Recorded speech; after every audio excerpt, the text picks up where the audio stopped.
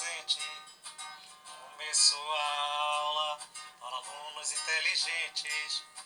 Começou a aula, professor Vicente. Começou a aula para alunos inteligentes. Começou a aula, começou a... Olá, queridos, começou a aula. E a aula de hoje, Roma Antiga. Bem, queridos, Roma é uma civilização ímpar, uma civilização que nos trouxe vários legados, uma civilização que nos trouxe muitos e muitos legados em todos os aspectos. A gente pode pensar no aspecto cultural, as construções romanas, a gente pode pensar no alfabeto romano, a gente pode pensar nas questões ligadas à política e ao direito romano, nas questões ligadas também no que diz respeito à guerra, como Roma desenvolveu as questões políticas de desenvolvimento da República, do Senado. Roma, de fato, é uma sociedade ímpar, uma sociedade avançada para o seu tempo. Roma, ela se desenvolve a partir de uma junção e união de povos na Península Itálica.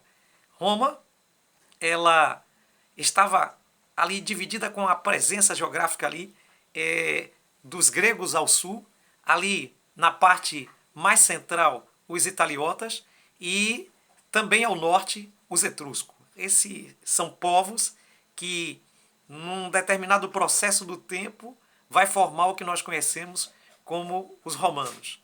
Os romanos, eles se desenvolvem no seu aspecto e vão crescendo, tomando ali toda a península e depois então avançam para se tornar a Grande Roma. A história de Roma está dividida em 3 grandes momentos. O primeiro momento a gente chama de monarquia. A monarquia entre o ano 753 ao ano 509. Daí então há uma nova fase que conhecemos como a República. A República que na realidade serviu de modelo para se pensar em um projeto de república para o mundo. A República começa aí no ano 509 e vai até o ano 27 a.C.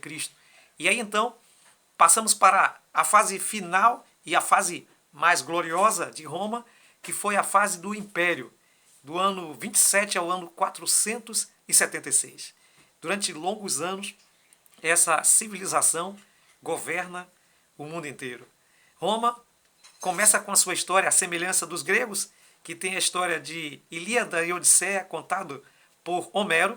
Vigílio e outros poetas da época também contaram diversas histórias mitológicas e as conhecidas histórias da Eneida. E dessas mais brilhantes, a história de Romo e Remo. Então temos ali Númitro, que era o avô, então, de Rômulo e Rêmulo, pai de Rea Silva, e ali estava com a sua tentativa de deixar o trono para Marte, que era um deus grego. E então, essa questão mitológica nos diz que Amúlio usurpou o trono de tal forma que esses que estavam no poder foram mortos. Com isso, as crianças foram levadas e, com a sentença de morte, tiveram compaixão dela e então colocaram essas crianças para o rio Tiber.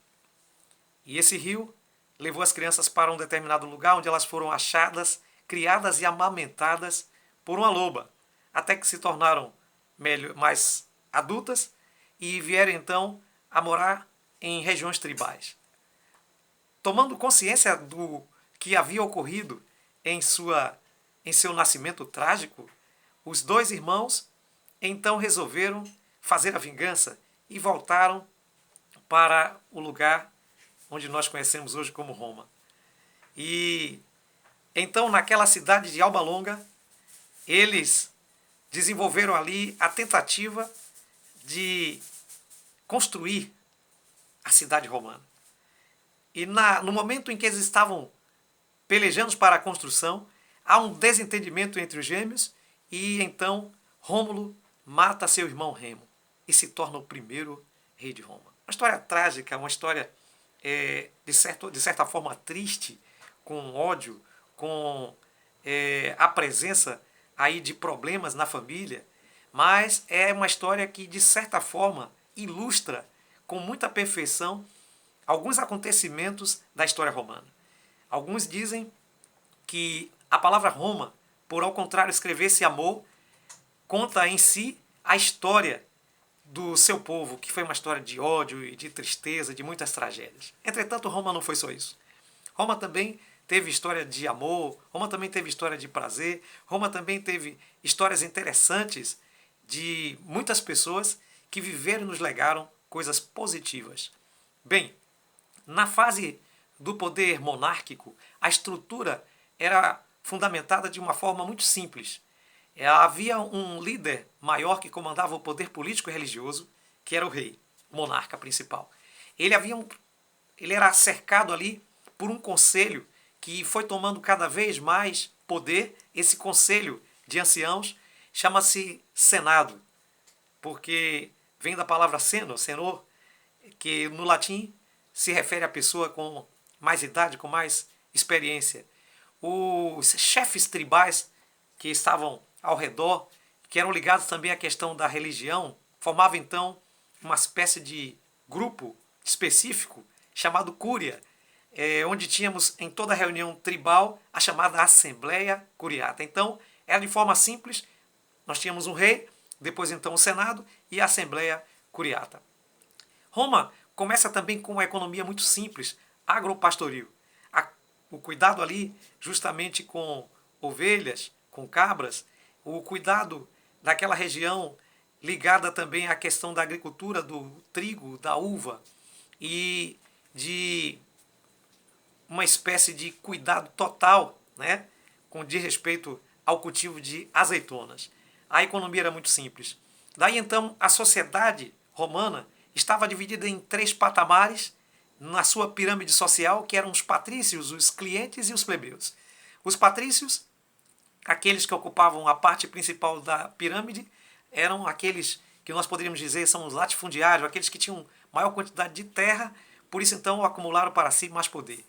Depois então vinham os clientes, que eram parentes um pouco distantes dos patrícios, que ocupou então aquela categoria mediana, cuidando do comércio e uma série de coisas que iam surgindo em Roma com o passar do tempo. E depois, por último, vinha a categoria dos plebeus, homens livres, mas que eram homens pobres, não tinham fortuna e eram obrigados a trabalhar para os patrícios.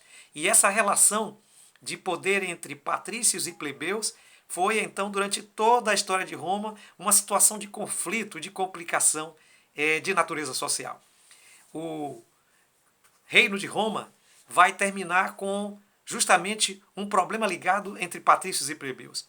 O último rei, o Tarquínio, vai se aproximar dos plebeus com o objetivo de conseguir deles uma certa vantagem por se tornar a maioria ali das pessoas.